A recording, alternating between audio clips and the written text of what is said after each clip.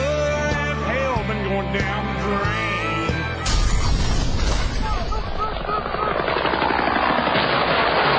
I love the smell of napalm in the morning. What's the buzz? Tell me what's happening. What's the buzz? Tell me what's happening. Why should you want to know? Don't you mind about the future?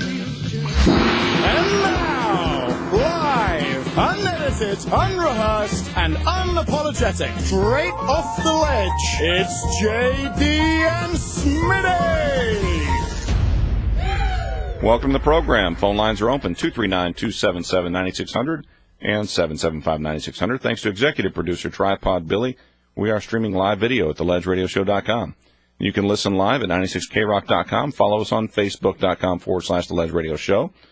Special thanks to our in-studio producer, Sick Rick. What's up, Smitty? Hey, what's up, Southwest Florida? I'd first like to thank our title sponsor, Imperial Fire Alarm and Security. For all your fire alarm, security, CCTV, or access control needs, call Imperial Fire Alarm and Security today at 239-288-6482. That's 239-288-6482. Or visit them on the web at imperialfiresecurity.com. Imperial Fire Alarm and Security, securing your world. Very nice, Smitty. You know, something that some folks don't realize is that, Imperial Fire Alarm and Security, it's a local company. They're able to offer rates for monitoring that some of the larger production companies can't offer. Sure. You know, their monitoring rates on burglar alarms vary from, $12.50 a month, as low as $12.50 a month for bulk rate monitoring. If there's an association, homeowner association that has, several homeowners, I think it's a minimum of 100. Sure. If you're a property manager. Yeah, then they can offer as low as $12.50 a month for burglar monitoring. Standard, I think, is around $20 a month, so it's not too bad. Fire alarm, I think, ranges about $25 a month. So, give them a call, 239-288-6482 if you're interested. Yep, and they also can hook you up with the smartphone hookup if you were looking for CCTV needs and you want to put a camera in your office or maybe at your home or maybe you have a warehouse where you're kind of curious about what's going on. They can hook you up with the CCTV program. You can pull it right up on your smartphone and you can view it while you're shopping for, whatever. Groceries. Nice. Well, I know you wanted to touch real quick on this sports story you've got. Your buddy over here. I follow sports a lot, and I just have to get my head wrapped around this Manti Te'o thing. It's the most bizarre story I think it's come along in a real long time. And it just seems like it's... Is it still evolving? It's still evolving. At last, he lied, he didn't lie. He had this girl was on the internet, she was fake, then she wasn't, and then this whole conglomerate of information. She died, and she was real. She died, and she had... I mean, it's just so bizarre. And I think both camps are kind of split on whether he was... whether he really knew what was going on, or is it a cover-up, or was he just scammed? Well, I got two different thoughts on this one. The first one is it's very odd to me. It's not odd. It's getting pretty typical that the media spends more time talking about a guy's fake girlfriend than they do Hillary Clinton, in her testimony on Benghazi. But and Lance Armstrong. And Lance Armstrong, exactly. I mean, it seems like either the journalists are feeding the American people these types of stories because they don't want them to see something else, or they think that's what they're most interested in. It could be a mix of both, because it seems to me that America has their priorities backwards. They lift up these celebrities to a godlike status, and they follow every little drip of information that comes from them. And just my second thought on this whole story, I watched the national championship game. I did. I'm not an Alabama fan, but I'm an SEC fan. And are you a 49ers fan? Well, no, I wouldn't say I am, but I do appreciate the fact that you got both Harbaugh brothers coaching against each other in the Super Bowl. But sure. As far as the Manti Te'o thing goes, when I watched that game and I heard all the hype about how great this guy was, man, he didn't do anything in that game. He got his butt stomped by a real team. It was pretty bad. And I think that had he been playing teams of that caliber all year, you wouldn't have that hype around him. Yeah, when you're playing little boy teams, little high school teams, right, which Notre Dame can cherry pick throughout the year. Absolutely. Then that's what you're going to get, a superstar like that. Well, unfortunately, he seems like a really nice kid. He seems like a nice young man. Very, very, highly recommended for the draft. Everybody was looking at him. But I think what happened was he kind of got caught up in this fever, this internet we have now. I mean, it's dating on internet. It's everybody's internet. That's True. That's and true. So I think he got hung up in this thing. Now, allegedly, he corresponded with her for like 3 years. Right. Never met her. Obviously he was, if it's true, he was corresponding with someone. Yeah, when I say her, I mean, obviously at the time he thought it was somebody. Right. And I mean, it wasn't a computer. If it was anybody, it had to be someone pretending to be this girl. And so it's just bizarre to think a guy would play along with this for 3 years. I think he was played along until finally it became a beast within its own, and it just kind of took its own life, and he didn't want to back out. Well, he got spooked. You mentioned something earlier that I saw a story on. I think it was yesterday, and I don't know if it broke yesterday or if they were just updating the story. But you mentioned dating online, and it was a story from I don't remember what news channel, probably Fox. About that woman that got stabbed in the head. Yeah, it was Match.com. Woman was suing Match.com because she picked a loser boyfriend that ended up bashing her head in, and yet she's going to sue Match.com over this. Right. So I don't even get that. How can it even be remotely possible that it's their issue? Well, I don't know how they can. Somebody's going to try. Some lawyer's going to try to make money off of this. You can believe that. You can believe that. Sure. That's where this comes from. That's like profiling. That's another lawyer term. When somebody says they're profiling. Somebody actually got on Match.com, and the woman was stabbed in the head, half killed, and finally, somebody's going to try to sue Match.com for them putting this guy on the web. It's just, it's like getting hit by a car at Publix and saying Publix is at fault because some guy sped over and ran you over. Yeah, exactly. You just can't do it. The tragedy is going to follow you no matter where you are in life. Yeah. And you're going to have problems. Before I've got another story I want to get to, but I want to take a caller real quick. It's looks like your buddy Militant Paul, line 1. Okay. Paul, you there, buddy? Morning, JD and Miss Smitty. Hey, buddy. Morning. Did you celebrate the inauguration this week? Oh, yeah, I went outside with my AK-47 and just fired it up in the air with my 75-round drum clip. I knew you wouldn't let us down. Hey, I got a statement to make about sports, and then I got a political question so we can get off the subject of sports. Sure. Please do. Sports has totally gone the wrong way. I'm sick and tired of all these teams, boycotting, going on strike. They want more money. It's making me sick. And secondly, the sports stars are getting arrested for drugs, rape, murder. They're nothing for kids to look up to anymore. So I think sports in general have gone south big time. It disgusts me. I don't even want to watch it. I would say but I will watch the Super Bowl. I will watch. I would commercials. I will agree. I will agree. I got a political question. Okay. Trey Radel is somebody that JD and I both have supported for a long time and have listened to him for many years. And I got to tell you guys, I'm really disappointed that he voted to increase the debt ceiling. Yeah. Of all people in all the years he spoke about not doing it, Trey, if you're listening, dude, I'm extremely disappointed in you. You're turning out to be exactly what you preached against, pal.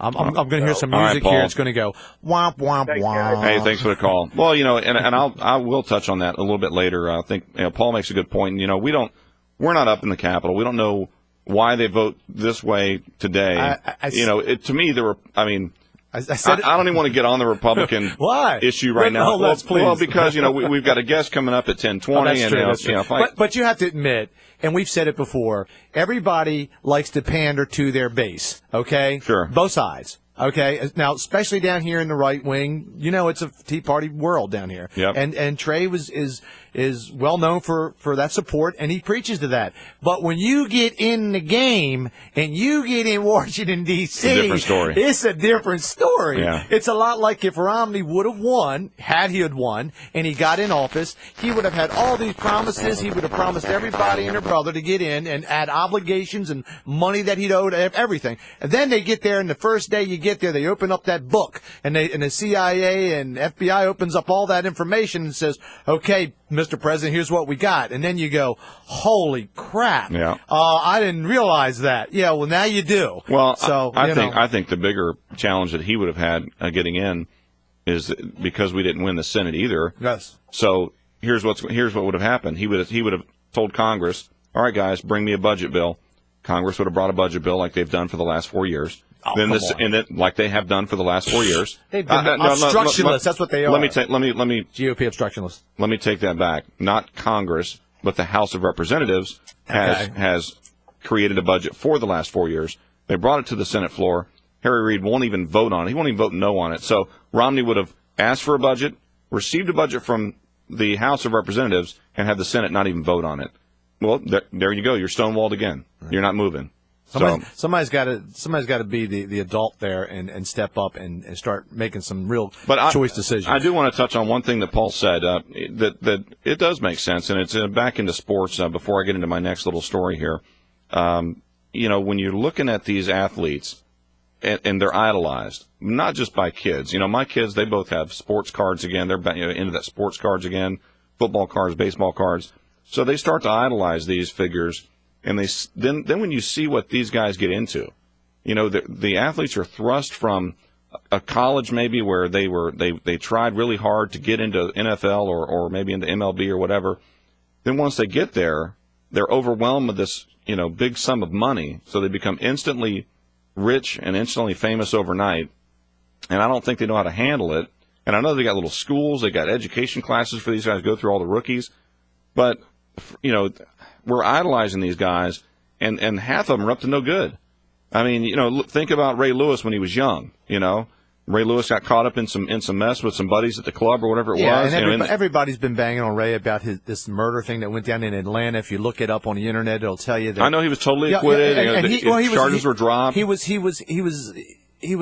found guilty of obstruction of justice. Gotcha. Which basically he lied and tried to take up for his buddies and hide their what they were doing. He was in a limousine. Yeah. So they found out that they didn't have anything against him, so they had to prosecute him for something, and they did. And he did his time. He didn't kill anybody. I don't know why everybody keeps on saying he's a murderer. He didn't kill anybody. And now the other two guys, apparently, one of the guys wrote a book about it, and I haven't seen the book yet, but it ought to be very interesting. But that's going to be a story that's going to follow him the rest of his life. He's turned his life around. Oh, absolutely. If nothing else. Now he, right. I don't know if he was that way at the time, but he's very religious. Claims to be.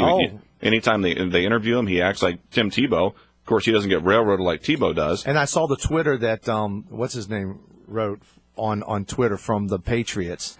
Who? Wes Welker's wife wrote on a Twitter. She said, he was, thing about the murder, and she said, he's got 6 kids and he's got 3 wives, and that's and she started. She's bringing up all the bad stuff. She's bringing all the bad stuff she could bring up about it. Did this happen to be after the loss? That's the loss. After the Ravens killed the Patriots. After they lost, there was a big to do about all that, and of course now she's finally recanted some of those stories and said, she was just in the heat of the moment.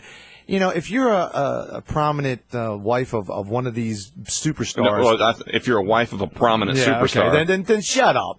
Don't say nothing, man. Because here's what's going to happen: Wes Welker's going to get jacked in the jaw walking down the tunnel one day because his wife ran her mouth. Don't run your mouth because you lost, and now you're going to bash the other guy because you don't like his past. That's like having a wife that runs her mouth at a restaurant to some big guy sitting next to you, and does it not realizing what's going to happen because she's the wife. Right. And the next thing you know, the big guy's punching you in the mouth for your wife. Yeah, and you're going, dude, you look at her and you go, this guy's 6'8", 350 pounds. I ain't going to fight him, okay? No. It's not going to happen. Left my gun in the car, man. I'll tell you what I'll do. When the fight breaks out, I'll do my part. And I'll go get the car ready, pull it up to the front, have the truck running, just jump in and we'll run, all right? Jump in. That's my plan. I got you. That's my plan. Well, listen, before we go to break, we were talking earlier about the lady suing Match.com. Yes. Because the guy she picked, almost killed her. Yes. That's terrible. Terrible that happened, but I wonder what she did to make him mad. I don't know. I saw both of her eyes were black.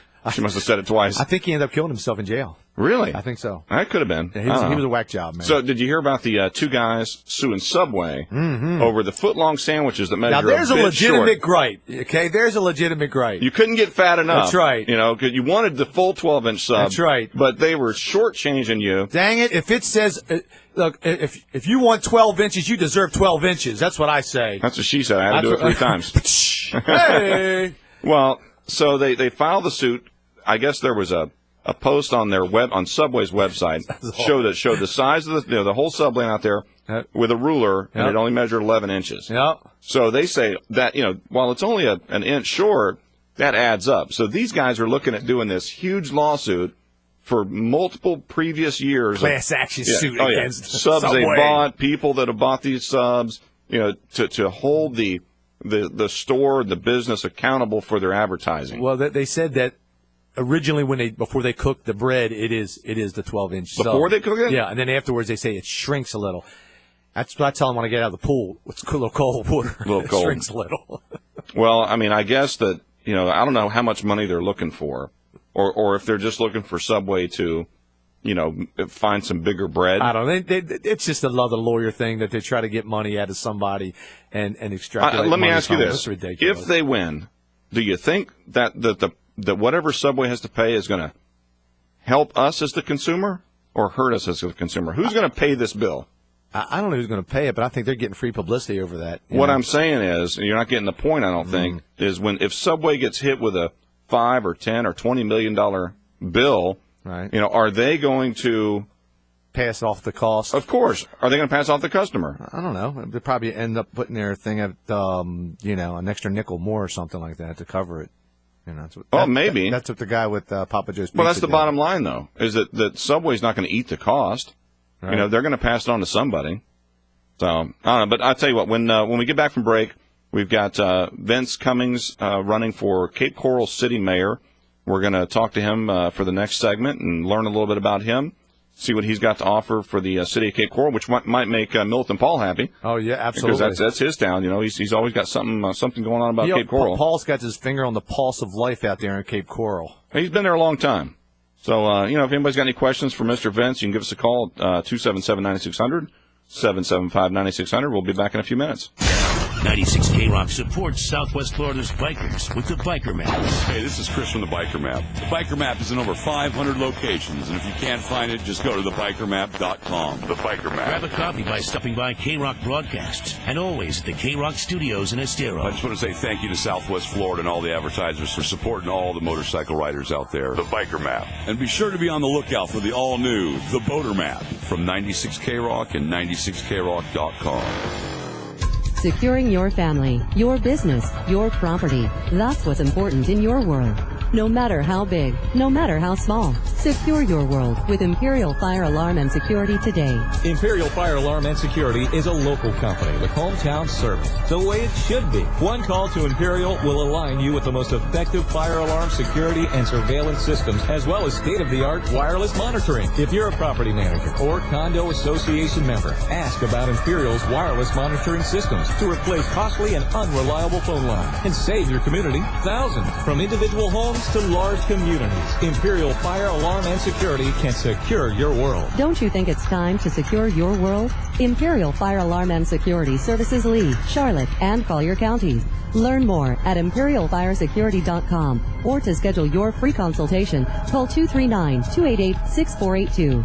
Secure your world at imperialfiresecurity.com. License number EF2000046. Honey, we need to talk. Oh, what's wrong now? Well, you tried to fix the roof last week, and now our AC is broken again. Well, what are you talking about? I fixed that AC a few weeks ago. Yeah, that's what I wanted to talk to you about. Fixing stuff is not your expertise. That's why I called Western Reserve Roofing and AC. Their skilled techs can fix the problem or give us a written estimate for repair. Western Reserve services all of Southwest Florida. In Florida, nothing takes more of a beating than your roof and AC system. Western Reserve offers sales, service, and installation for commercial and residential projects. Don't wait till it's too late. Call Western Reserve now at 239-687-6084. 239-687-6084. They guarantee all their work at the best price possible. Hey, honey, what is my expertise? Well, we'll talk.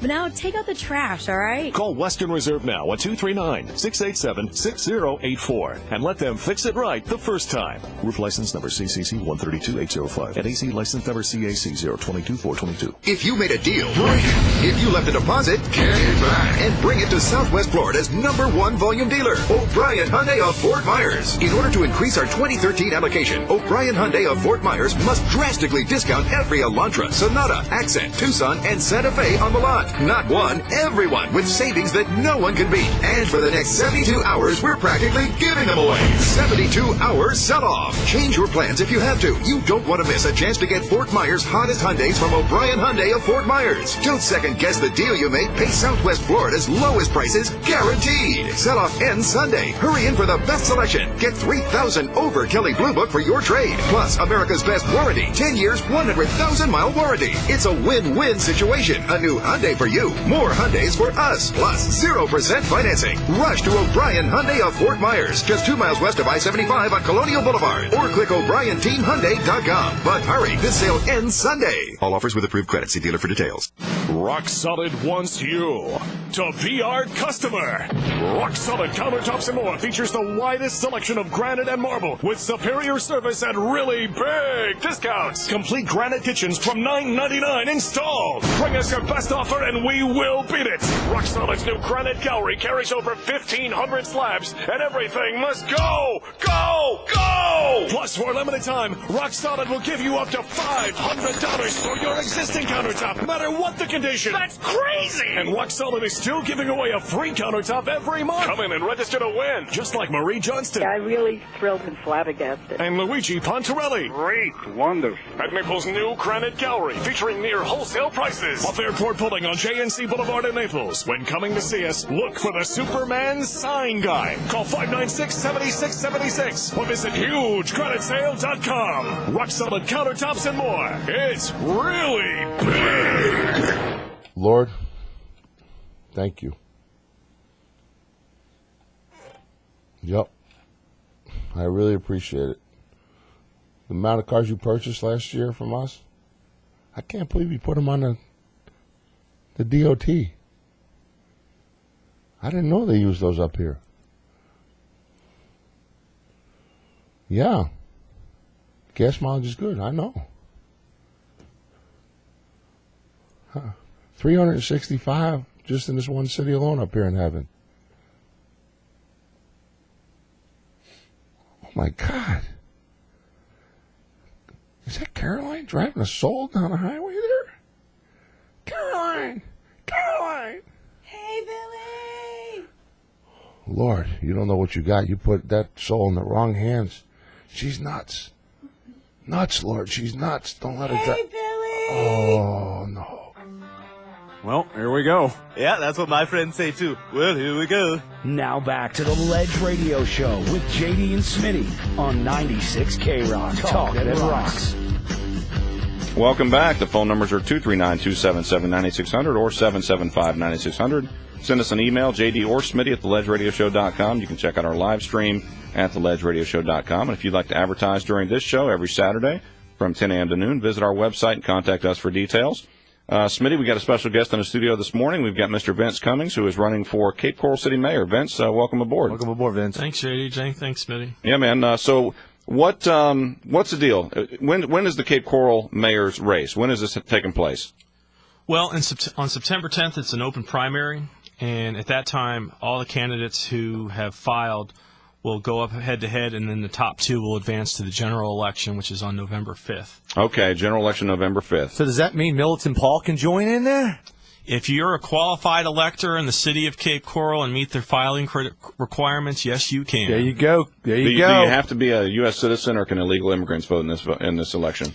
JD, I think that on that one you got to be on this one you got to be a U.S. citizen. Okay, well that's always a good thing. Good thing for Republicans, not necessarily a good thing for Democrats, because we know that they like to sneak those illegal immigrants in anytime they can. Well, it's either vote right or don't vote at all. And I know how That's correct. you guys like to slant everything now that you lost the election. You're going to try to maneuver all these electoral votes around suddenly. I saw that, how you guys lost a bit. The plate wasn't big enough. Now we'll make it bigger. So that's how you guys. You talking about redistricting? Yeah, I'm talking about how you guys trying to change the rules now. It's been going on for hundreds of years. Since the beginning of time, we've been doing this way. Now suddenly you guys realize you're up against the wall, and then you're going to change the rules now. Smitty. Okay. Just so you're aware. He's on fire, man. Just so you're aware. They redistrict every 10 years. Whoever has control of the you guys House lost, and now you're going to try to get it all changed up again. And it'll come back and haunt you. You don't worry, you can't win. Yeah, you're right. The Democrats have never.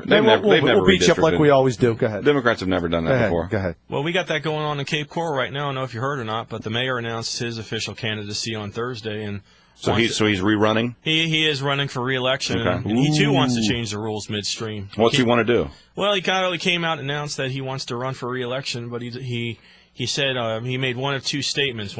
The first was that he wanted to turn a nonpartisan election where all municipal races are pretty much in the state of Florida into a partisan one. Mm-hmm. And then his second tier was that he wanted to move the election to the presidential year cycle to get more voter turnout. Sure. Well, it just seems really ironic that he brings that up now versus before. Sure. But, this is election season, and he's got his agenda, so there you go. Wow. There you go. So change the rules. But I didn't catch it, though. What party is he going to run for? Well, I am a registered Republican just like he is. Okay. But the fact is that anyone in the city of Cape Coral can run an open primary. So regardless of your party affiliation or lack thereof, you qualify. It's if 25 people qualify, you got 25 people running. What's it take to qualify? Is it money or signatures or two pair of shoes? 2 pair of shoes and be able to talk a lot of BS. That's pretty much it. Yeah, well, that's the way it goes. But as far as the legal requirements, you can pay a filing fee based upon the number of registered voters. And for mayor, it's around $200. That's not too bad. Or you can go the petition route, which is I think it's 2% of the last general election who voted in a municipal race. And don't quote me on that, but it's tied to a percentage. But that's how many would that be approximately? I won't hold you to it. Well, I mean, I'd say in a municipal race, you're probably. I mean, how many residents are how many voting residents would you say are in Cape Coral? Well, Cape Coral right now has roughly 160,000 total based on the census. But of that, you have roughly 100,000 registered voters. Okay. But the problem with municipal elections is because they're in odd years, low turnout. You get the low turnout. Yeah. So the last election, what are you getting, 20, 30%, or more than that? I could only dream and wish, and I hope to bring that many people to the votes. With Is it less than that? Positive message. Oh well, I'm gonna drop the number here, and it's going to shock you.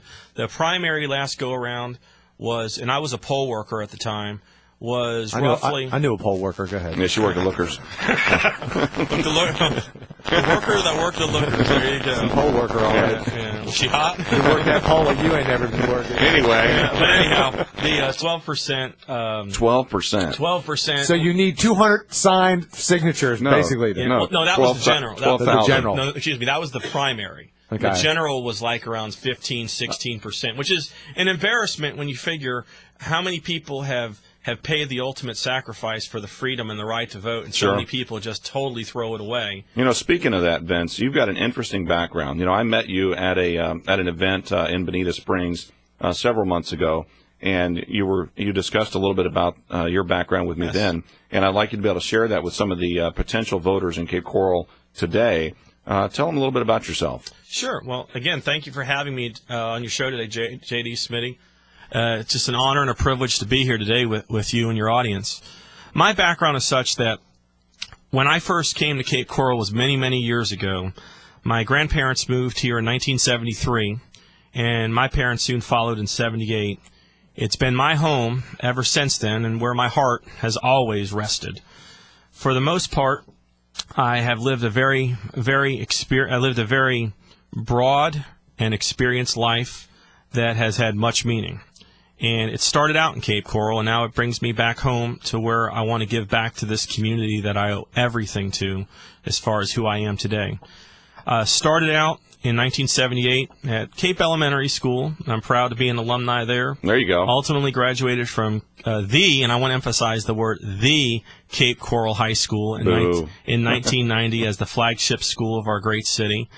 And that class in itself was a flashpoint for the identity of our community, because for the first time you actually had children who had gone the whole K-12 cycle exclusively within Cape Coral. Was 90 the Cape Coral's high school's first year or first graduating class? No, that was the 10th year in its existence, but basically you had a generation of children who had started out in kindergarten in Cape Coral and ultimately graduated from public high school in Cape Coral, which is important in the development of a community and a great American city. So from there, I enlisted in the Army. Actually, I was in high school at the time in 1989. Did the early enlistment? Did the early enlistment, yeah. I was a 91 Bravo combat medic, HUA, and my dad signed the papers for me. Cool. Did that, and from there, it's been an outstanding journey and an awesome experience. Did my first couple of years in the Florida Army National Guard, and then I received an ROTC scholarship to go to a prestigious military college in Missouri known as Kemper Military Junior College. From there, I was able to go back. I came back home to Florida and earned my bachelor's degree right up the road in Lakeland. Okay. At Florida Southern College. I know where that is. Frank Lloyd Wright designed the campus. Is that up there off of 27? Is that where Florida Southern is? Off 98. 98, okay. There in Lakeland, yeah. And received an outstanding undergraduate education there in political science. From there, I had the opportunity to go to Vanderbilt University, where I then earned my master's in theological studies. Vanderbilt, the other Tennessee school. Yeah, the other. Oh boy. Uh-oh. Go Vandy. Go Vandy. That's all right though, man. Yeah. Well, we always had a joke about our athletes, and that we always. You didn't have any? What? Oh. No. Yeah. No. Well, you know what the deal was, that we used to say that your athletes would work for ours when they got out of school. That's probably true. Because all those football players that didn't know how to play ball, they ultimately became CEOs and lawyers and all these big Titan executives. But from there, I then went to law school, tried my hand in law school at Louisiana State for a semester. Failed miserably. And I could say I tried my hand there as being an attorney, and I realized that at that point in my life, a good effort is never a failure. No, it was a great. I jokingly say I learned enough about the law to be dangerous. Okay, I know enough about torts and contracts and criminal law and all that. Torts aren't those little pastries? Pastries, exactly. Perfect. I thought that before I went to law school. Yeah, tort reform. I'm like, what, are they going to make them smaller? Yeah. No way. I got a petition on this. No way. No to smaller torts. I need a bigger tort. Yeah. Anyway. Yeah. No, torts, whatever. Yeah. And from there, I went back to Nashville and finally earned my master's in public administration from Tennessee State. Okay. So I'm also proud to be a graduate. You like to go to school a lot, man. Well, holy moly! Well, you know who what? paid for all that? Well, did we have to pay for that? I want to know. What? Well, me and my student loans, which I am paying back, are paid for that experience. Sheesh. My goodness. Yeah, but still, I mean, and also the Army provided a lot of funding for my GI Bill and good. Tuition assistance. But you see, the government does help people. Yeah, but he's been in the military for like 20 years. 24, going on 24 years. So he didn't just go in for 2 years and get a GI Bill. He earned that GI Bill. He did. Oh yeah. I think they all should deserve. They all get that. You know, that's what they deserve. And it is a very generous program, especially now since 9/11. The enhanced program is giving many young people the opportunity to not just go to school, but really to be able to live comfortably while they can't go to school and not have to worry about how am I going to pay the bills, as well as getting my undergraduate and or graduate education. But, I just laid out a little bit about my academic background. But the military background has run parallel to that, almost hand in glove. Let me just ask you, now that you're running, what's the big issue out there in Cape Coral? The number one thing, there's always that one thing that everybody says, this is the big dog here. What is it out in Cape Coral? Well, right now, there's two big issues on the table, money-wise. You've got the utility expansion program and also the pension issues that are on the table. And they're both huge. My philosophy is that if we're going to solve the big problems of the day, we ultimately need to have let's just say, a sense of community on the ground. And that Cape Coral is so divided and fractured right now that we're all yelling at each other and screaming, and no one's talking and having a real dialogue on how do we solve the problems and ultimately addressing the greater good. That's because there's guys like you. Now, in Cape Coral, though, do you guys have a city manager? We do. And you have a mayor? We do. And you have a city council? Yes. That's a lot of government to go through to make something happen. Well, actually, many people don't understand how municipal governments are organized. And what we have here in Florida, and it's a very unique, we're very, very fortunate in that regard, is we have 405 municipal governments in the state of Florida, cities. Uh-huh. And I think something along the line of 85 to 90% practice what's called a council manager form of government. Now, you might ask, well, what's that? What you have with a council manager form of government is a setup where the people elect the policymakers, who are your city council. And from that, in many cities, the council will decide among themselves which member will be the mayor as a title. Gotcha. But in Cape Coral, you have a very unique situation where you have 7 members who are all elected at large but represent a particular district. However, you have a mayor who is elected standalone, is a member of the council, gets a vote, and is also pursuant to Chapter 4, Section 6 of the city charter, the chief elected official of the 11th largest city within the state of Florida. So the mayor of the city of Cape Coral has a position of great influence and authority that though he or she may not be the chief executive because him and the council choose the manager to run the government, right. You have a mayor who is the head of the government, who has much political capital that can make a difference in people's lives. And that's what I ultimately want to do, is be the game changer that invests in people, not only just giving them the hope that they need that tomorrow will be better, but inspiring businesses as well to let them know that they've got someone that's got the stick as mayor who's going to be out there in front promoting free enterprise, promoting this community, and telling them how great it is because, you know what, I've lived it. I walked these streets. Right. I went to school here. And most importantly, JD, and I think you appreciate this, my dad was a humble lawn man for 30 years, cut people's grass for a living. I owe everything for the man I am because of that man today. Sure. And he sits in a nursing home here in Fort Myers because he's sick and had a stroke. And I can tell you, not only am I dedicated for the right reasons for pursuing this office, because I don't want a title. I don't want to boost my ego. I want to take that flag back from John Sullivan and give it back to the people because that's where it rested all along. Because it's their government, and they deserve someone that's going to wake up and fight and advocate for them every day that they hold that office. Yeah, I like that. You know, where can they go to check it out? You got a website? Yeah, VinceCummings.com. JD's got it up on his site right now. Yeah, man, I'm over here. I had to learn a little bit about him, learn some more about him. We've got a break coming up, a hard break in just a few moments, but there's the thing that I hear the most about Cape Coral. There's complaints about Cape Coral from people that don't live there, that will never live there because of all the rules and regulations. It seems like they run it like a gated community, and there's Gestapo. Exactly. There's a large percentage of the population that will never live there because of those rules and regulations. I realize they want to keep the city clean, but it's not a gated community. You got so much going on with, I know there was, petitions out there for trailers and work trucks and you couldn't RVs put your boat and, in your driveway. Yeah, you can't even park your vehicle at your house. I mean, some of these rules and regulations are so ridiculous. Is there anything about those rules that can be changed? Absolutely, and I can tell you, my family had firsthand experience with that, with the overbearing regulatory footprint in Cape Coral. Man, my dad had a lawn. Let's tell you, my dad had a lawn service. And he ran it out of the house. Sure, so he had to keep his trailer and all his equipment there. So I remember as a kid him having to park his truck in that garage every day. And it was just like, wait a minute, there are crappier cars that look out there on the street that park in there, but trucks had to park in the garage. Here's the underwriting problem in Cape Coral.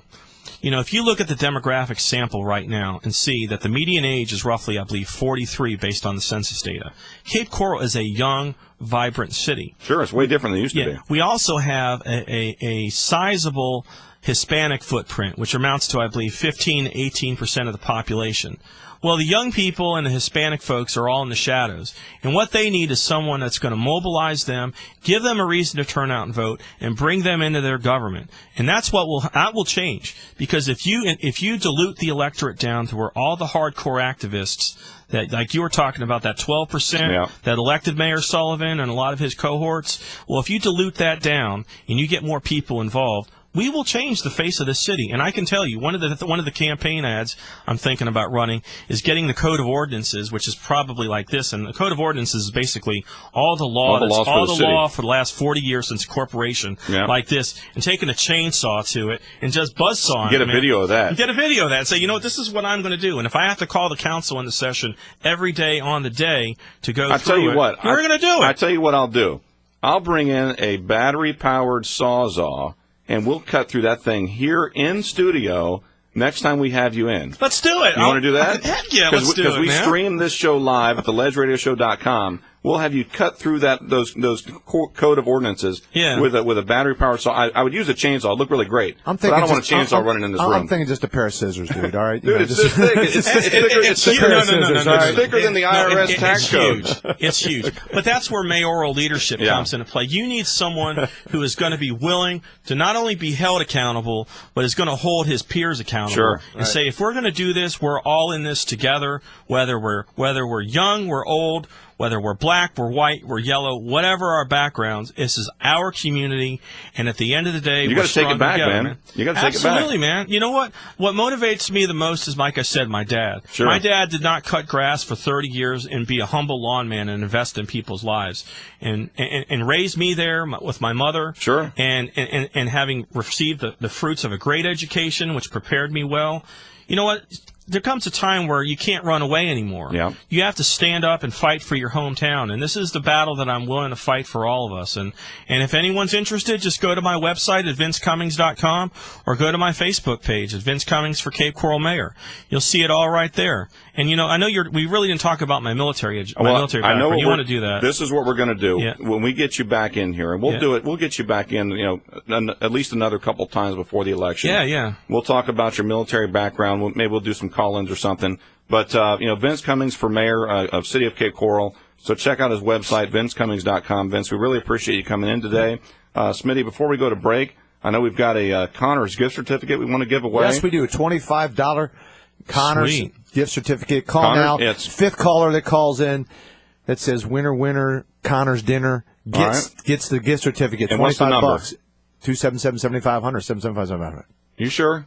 277-9600, 775-9600 for the Connors gift certificate. Everybody knows Fifth the number. caller. Everybody knows the number. Yeah, winner, Connors dinner. Call right now, man. $25. All right, Vince Cummings, we appreciate being here, buddy. Hey, no problem, JD. All right. Thanks. Thank you, guys. Hey, it's Bubba the Love Sponge. Check me out mornings right here on 96 K-Rock from 6 till 10 a.m. Followed by an all-new lineup of the best damn radio shows, period. Zito and Garrett middays. Stan and Haney afternoons. Followed by Lex and Terry, the Nick and Artie. The Alex Jones Show, and Man Count.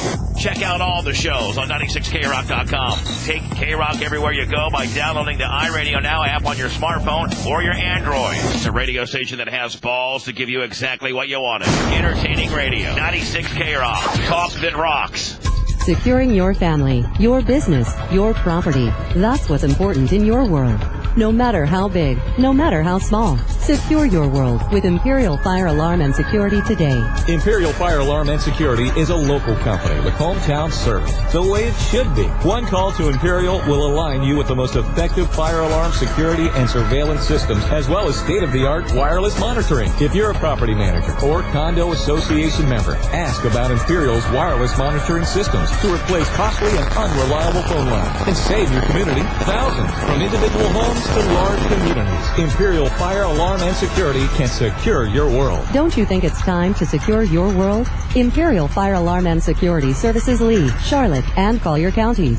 Learn more at imperialfiresecurity.com or to schedule your free consultation, call 239-288-6482. Secure your world at imperialfiresecurity.com. License number EF2000046. Come to Duncan's Diamonds and experience our Rolex watches. Treasured estate timepieces on sale. Save up to 50% on all of our men's and ladies' Rolex watches. Fort Myers, US 41, and in the Gulf Coast Town Center. The nicest used cars anywhere in the country are right here in Naples. And they're all on NaplesUsedCars.com. Hundreds of extra clean, low-mileage used cars at a fraction of their original prices. All makes, all models. And right now, it's our New Year clearance event with over 600 vehicles in stock. We're having a clearance event this weekend only. Imports and domestics like Dodge, Honda, Chevrolet, Subaru, and Toyotas all start under $5,000. Under $5,000. Luxury vehicles including Mercedes, BMW, Infiniti, Lexus, and Lincoln are on clearance starting under $10,000. Mercedes under $10,000 this weekend only during the New Year clearance event at NaplesUsedCars.com. Browse at your own pace 24 hours a day. Get your trade value, your interest rate, your down payment, your monthly payment. Even fill out your credit app online. Plus, we'll buy your car even if you don't buy one of ours. Visit NaplesUsedCars.com. That's NaplesUsedCars.com. Plus tax, tag, and title fees sponsored by Germain. The House of Flats. Lowest prices on new and like new tires. The House of Flats. The largest selection of used tires and original equipment tires. The House of Flats. Big savings on tires with up to 80% of wearable tread. Got a flat? Don't buy till you try. The House of Flats. Just south of Pine Ridge on Collier Boulevard in Naples. Tires for less, much less. The House of Flats. Also offering brakes, alignments, and oil changes. Call and compare our prices. 353-0600. The House of Flats. I'm John Morgan of Morgan & Morgan. Recently, I was reflecting on my career, my cases, and all of the families and people I've met along the way. When I was in law school at the University of Florida, I had a real desire to help people and decided to practice personal injury work after I saw the help my brother received when he was paralyzed in an accident at the age of 18. My firm is now over 20 years old, and we have represented hundreds of thousands of people. I have met you in the hospital after a devastating injury on the job. We have met in my offices after a medical mistake resulted in an injury or death. I've been to so many homes, thousands, and sometimes, unfortunately, sat at kitchen tables and consoled families after the sudden loss of a loved one. I have traveled this journey to justice with so many of you. And remember this, I'm not just a lawyer, I'm your lawyer. Morgan & Morgan, for the people. Offices, Fort Myers, Naples. Hey, what if I told you we had a great opportunity? Great as in large, great as in numerous, or great as in fantastic? Yeah, it's our big chance to see a ton of amazing boats for awesome deals. Now, that is truly great.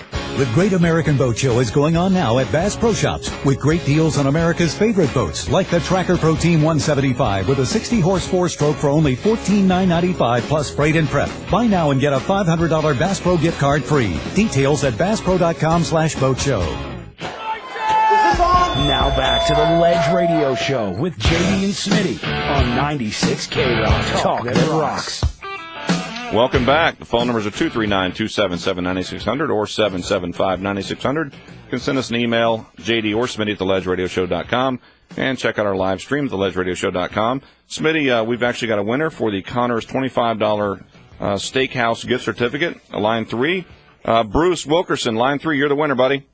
Yes, sir. Winner, Connor dinner. You got it, man. Brother. All right, congratulations. Thanks for listening. Just stay on hold, and Tripod Billy will get your information. You can come down and pick up your prize. Will do. Thanks so much. You got it. Thank you, buddy. You know, Connors is a great place to eat, too, man. Got great lunch rates. They got a lunch menu for like $9 to get a steak. You know what my favorite thing over there is, though? Yeah, I know. It's the soup. They've got this great soup. It's a lobster and crab bisque soup that it's totally homemade. It's to die for. Fresh lobster, fresh lump blue crab in this bisque, and it's not real thick. It's not bad. And coming from a guy who grew up near Chesapeake Bay, I know a lot about You know crabs. it's real.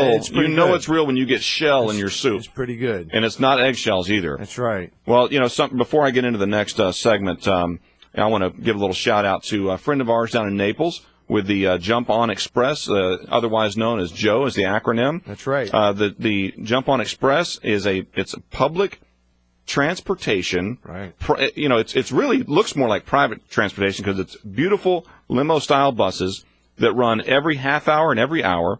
Goes from Mercado to Fifth Avenue down to 3rd Street South. And you can park your car at whatever location. Network a little with the people that are there. Sure, I mean, but you go down to the different restaurants or the bars down there, and just enjoy your evening. Yeah, without getting a DUI. It runs from Thursday to Saturday, 5 p.m. to 1 a.m. Yep. And Joe's a great guy. Yeah, Joe is a great guy. He's a great guy, man. So just want to give a shout out to Absolutely. Joe. I've actually got a caller on the line. Go ahead. Want to take our caller? Sure. It's your buddy. Who? It's Pete from St. Pete. Bring him on. Line 2. Pete, you're on the Ledge Radio Show. Oh, great. Good morning, gentlemen. Good morning. Glad to hear from you again. I'm glad to see JD back. I know you're not. I listened to last week's show, so I know you're not glad. And you don't have your dark glasses on, so you must have paid your taxes, I guess. Okay. Okay. Not yet. What's? Yeah, I wanted to comment on the Republican Party trying to change the rules, and yeah, they're really very transparent. These losers, and it's ridiculous because they have been manipulating the gerrymander and everything else. They tried it all, man. They tried to make the lines long. They tried to cut the hours down. Yeah. They did everything they could do to stack the deck in their favor. And then when it didn't work, now they're looking at states to manipulate them now for the Electoral College.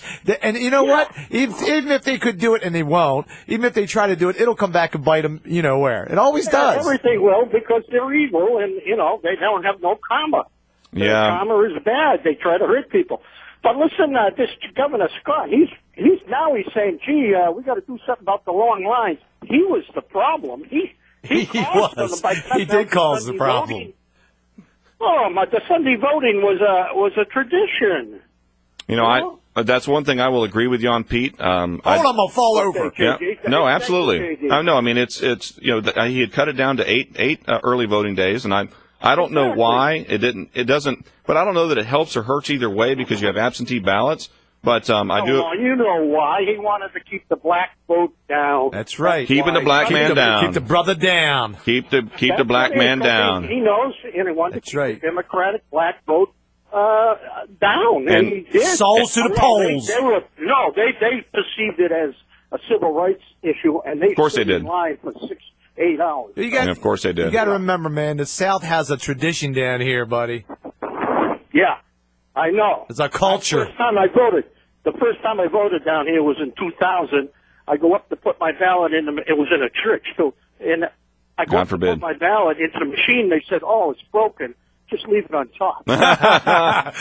Nice. So God, and I had to go back to work, so I couldn't stick around. And Right. So I called the FBI, and of course they did nothing. Well, if you call them now, they'll do something. I mean, because, you got Eric Holder in charge up there. I had a woman down here check my ID when I went into the vote, and she had one eye. One eye. I looked at her. I said, "What?" She was checking my ID. I didn't know she could even see. At least she checked your ID. At least she checked your ID. They didn't check Obama's ID when he signed up for president. Come on. That's because he is president. That's why. Well, Pete, Beating that old drum again, aren't you? No, I'm just messing with you, Pete. But here's the thing. You tell that nice young man that was on there that if he wants to win to be the mayor of anything, to switch parties because the GOP party is a party of losers. We'll forward that to him. Well, unfortunately for you, Pete, Southwest Florida, Collier County, Lee County, is a Republican stronghold. Hard, Pete. Well, I wouldn't brag about it. Times are changing, JD. That's it. And Republicans have a very negative image. Yeah, they do. Thanks to the liberal media that's been casting them into hell for the last 10 years. No, it's your own fault. Don't point the finger. Tell them, Pete. It's their own fault, their own stupidity. It's the party of the stupid. We wouldn't have to redistrict if you guys didn't have Acorn working for you. Screwing up all the votes. That was old news. That was back in years ago. Yeah, Acorn don't even exist anymore. Like Hillary said, what difference does it make? Doesn't even exist anymore. What difference does it make? You got sour grapes.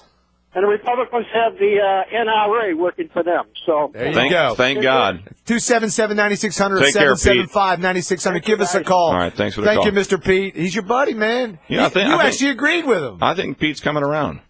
One of you is. I don't think he was drinking as much this morning. He had decaf no more coffee. than you. Decaf coffee this morning.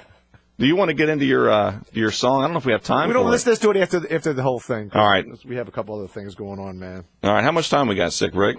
Oh yeah, not enough time. Well, there's I'm going to touch on this subject. Okay, just briefly, because we've got a couple guests coming up next hour. We've actually got the Rich Roberts he's the PIO, the Public Information Officer from the International Union of Police Associations. He'll be coming up at the top of the hour. Was that considered the top or the bottom? Near 11 o'clock? Okay, yeah, top of the hour. He's going to discuss a recent case and an apparent victory that the Sergeants Union had against Lee County Sheriff Mike Scott. So, and then you want me to read it right now before he comes on, or how you want to do it? If you want to do a little speed reading, go ahead, buddy. All right. Well, in July of last year, a group of the 9 union Lee County sergeants filed a petition to hold an election designed to decertify the Lee County Sergeants Association and remove the union as their bargaining agent. Shortly before the actual ballot distribution, Sheriff Scott offered bonuses to non-unionized employees and denied them to join members of the International Union of Police Associations, the IUPA, who represents the Sergeants Association, viewed the bonuses as an incentive for the sergeants to vote out the IUPA. The union maintained that the connection between the bonuses and the election was not only obvious, it was blatant and it was illegal. And in August, filed charges against the sheriff with the Florida Public Employees Relation Commission, the PERC. In the filing, they objected to the election and accused that the sheriff was committing an unfair labor practice in violation of the established labor law. By last December, the PERC hearing officer determined that sheriff's activities were indeed illegal, issued a recommended order in December. Based on the hearing, the officers recommended of the PERC ordered that the 2012 election be voided and that the new election be held within 60 to 90 days. Let me just clarify the wording on that. Sure. Because I was confused on that. When I first read it, I thought they meant that the sheriff's election was voided. No, It is not correct. That's to vote for the sergeants' union to be decertified or disbanded. That's right. Going to break up the union. So they're going to have them re-vote. Because within 60 to 90 days. The order was sent to the sheriff January 17th of 2013, in addition to the PERC order the sheriff to cease and desist from all unlawful activities. Sheriff Scott was also ordered to pay the IPUC and attorney's fees. In light of the pending new election, he was also ordered to cease and desist from past, current, future interference with the election. Finally, the PRC has ordered the sheriff to post notices of his unlawful conduct to all bargaining union. Now, let me just make sure that we tell the folks this. He'll be coming on as well. This is a press release from the IUPA. That's correct. This is not from the sheriff. That's correct. We're going to try to get the sheriff on the line after this gentleman. We'll be right back. 277-9600 to speak his. 775-9600. The Ledge Radio Show. Yep.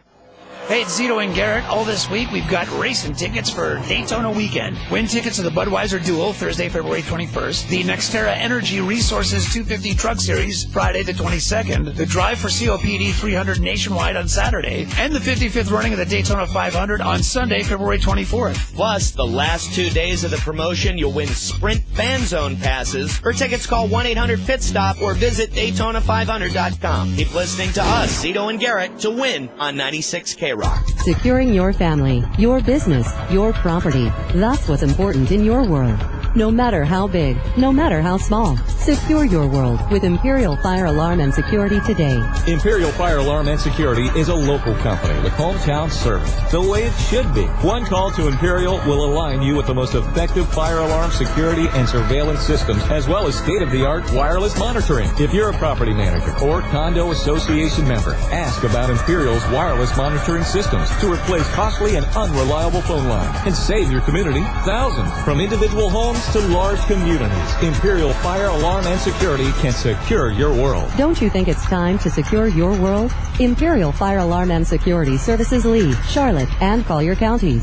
Learn more at ImperialFireSecurity.com or to schedule your free consultation, call 239-288-6482. Secure your world at ImperialFireSecurity.com. License number EF2000046. My brother comes to the restaurant, tells me, we got to do another commercial over here. I'm like, another commercial? I'm busy over here. I'm like, you go do it. He's like, no, you do it. We're going to go back and forth all day over here. I got to go do, you know what? I'm going to go do it. Finally, you know what? I'm here. I'm doing it again. You know who this is, right? I'm the owner of New York Pizza and Pasta, John, at the River Chase Plaza on Immokalee and 41. My food's guaranteed or your money back. Guaranteed. New York Pizza and Pasta. Our phone number is 594-3500. 594-3500. You know we do free delivery. Max, you better like it. Now more with Dr. Paul Baldizzi from the Willow at Naples. You're on the air with Dr. Baldizzi. How can I help you? I've been taking prescription pills for about 2.5 years. My doctor prescribes them, but I think I may have a problem. Why do you feel that you may have a problem? Because I run out of my prescription before it's time. Have you spoken to your doctor about this? Yeah, he thinks I'm taking too many, but I need them. Why do you need the medications? Because every time I try to stop, I feel worse. This is actually not an uncommon problem. You're not alone. Many of the medications are only intended for short-term use because of tolerance and addiction issues. Coming off of these prescription drugs can be dangerous, even fatal sometimes. However, the alternative of continuing to abuse these prescription medications is more dangerous. In fact, there's about 7 deaths every day in Florida due to prescription drug overdose. What can the Willow do to help me? We can safely detoxify you off of these prescription drugs and to further evaluate and manage your physical and mental health needs. Okay, how do I get into treatment? Call the Willow at 775-4500 or online at thewillowatnaples.com. You know, it was crazy. It was crazy. I'm finally back, Caroline, but I'll tell you, I had a good time the last 2 months. I come out of that place at what's the name of that place? Cabo Wabo, and then went down to Squid Road last week there in the Cabo there. And, you know, I got on I walked into the place, Caroline, and there was people that knew me there in Cabo. And, you know, it was that, what do they call that night where I sang? Karaoke? The karaoke? You know who I pretended to be? Who? Nicki Minaj. Could you imagine? I see the resemblance. I had a half bottle of Grey Goose in me. It was about 3:45 in the morning, and then all of a sudden, Billy Hughes, Nicki Minaj came aboard. It was wild, Caroline. They all clapped. Well, I personally am glad to know that you weren't getting into trouble, at least. Listen to me. I walked out of that place at about 5:45, Caroline. I was feeling no pain, and that sun was looking pretty nice, Caroline. That's what my vacation was all about. So you were. It was being huge all over again, Caroline. Huge. From the huge studios, WRXK, Bonita Springs, Naples, Fort Myers, a Beasley Broadcast Group station, 96K-Rock, and 96KRock.com. Talk that rocks. Get off the ledge! Get off the ledge!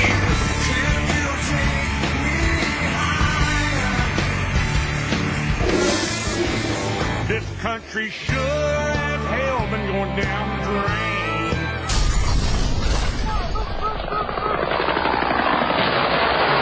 I love the smell of napalm in the morning. What's the buzz? Tell me what's happening. What's the buzz? Tell me what's happening. Why should you want to know? Don't you mind about the future? And now, live, unedited, unrehearsed, and unapologetic, straight off the ledge, it's JD and Smitty! Welcome to the second hour. Phone lines are open, 277-9600, or for the viewers around the world watching live streaming video on the Ledge Cam, 239-775-9600. You can visit our website and blog at theledgeradioshow.com or find us on Facebook. Hey, welcome back, Southwest Florida. The second hour is going to be brought to you by Imperial Fire Alarm and Security, securing your world. For all your fire alarm security, CCTV, or access control needs, residential or commercial, call Imperial Fire Alarm and Security today at 239-288-6482. That's 239-288-6482. Or visit them on the web at imperialfiresecurity.com. That's at imperialfiresecurity.com. Technicians are standing by. All right, Smitty, appreciate that. We've got a guest on the line with us right now, and we talked a little bit about it before we went to break. We've got Mr. Rich Roberts, the PIO for the International Union of Police Associations. Mr. Robertson, are you on the line? I am, and good morning. All right, good morning. Now, are you the PIO for the Lee County Sergeants Union or for the IUPA? Oh, for the international itself. Okay, all right. And, Smitty, gave us a little bit of a background on this case before we went to break. I don't know if you had a chance to hear it, but looks like a press release of some sort. So, what transpired to lead us to this point? Well, the fact that the sheriff deliberately interfered with an election is in violation of labor law. As a result, we filed we called it a ULP, unfair labor practice, with the group PERC in Tallahassee, state organization that handles labor issues. The decision came down from PERC that indeed the sheriff was in violation, and they imposed specific orders on him. They called for a new election, voided the old one. Sometime within the next 60 to 90 days, there'll be another election to determine who becomes the bargaining agent for the sergeants.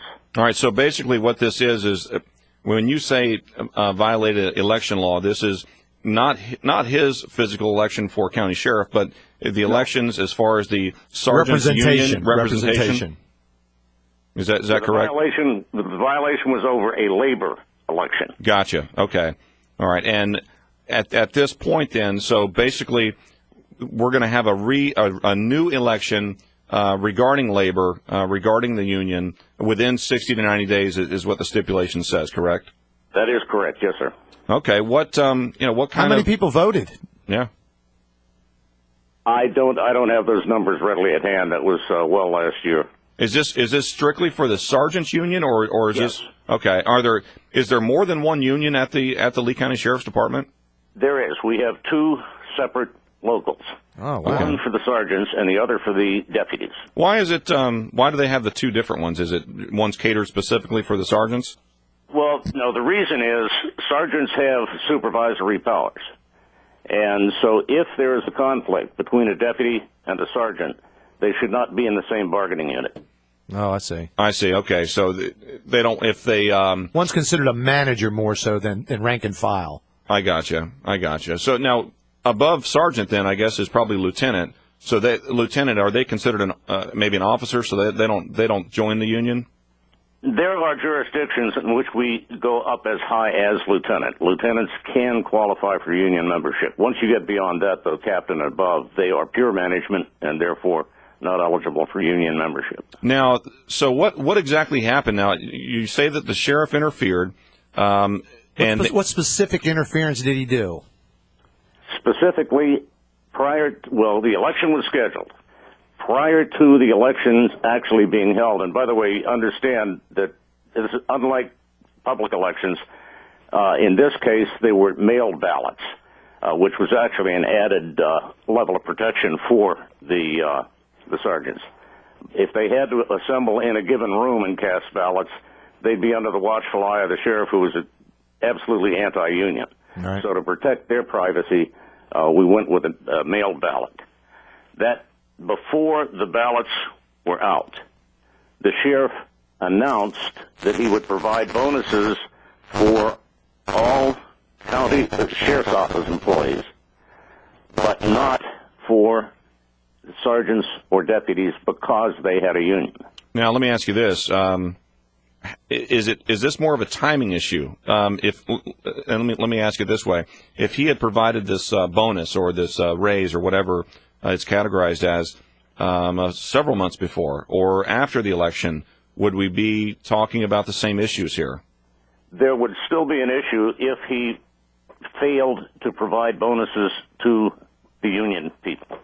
I see. So he's required. So what he's trying to say is it was blatantly obvious that he tried to, dare I say, encourage the other side that are non-union members to vote his way. That's what the victory seems to be on this case. Is that right? That's exactly what occurred, and it was also a source of intimidation for those who had to rethink which way they were going to go. Now, how did the election actually go? So the ballots get mailed out. What transpired during the election? Well, once the ballots were counted, we lost by a slim margin. Therefore, we were decertified. Okay. Bear in mind, that only means we are not currently the bargaining agent for the sergeants. We still have a union there. Matter of fact, we still have both unions. Okay. We provide other services to them. We just don't sit down at the bargaining table. And so do they have a different group representing them, or no group representation right now? I believe the PBA, Police Benevolent Association. Okay. All right. That's what the election was about, which unit they were going to choose. Well, okay, so they still have the union. So does he have to pay any penalty or fines? Before we get to that, we still have the union. All right. Two unions, but specifically the sergeant's union. So this election was to determine who was going to be the bargaining agent.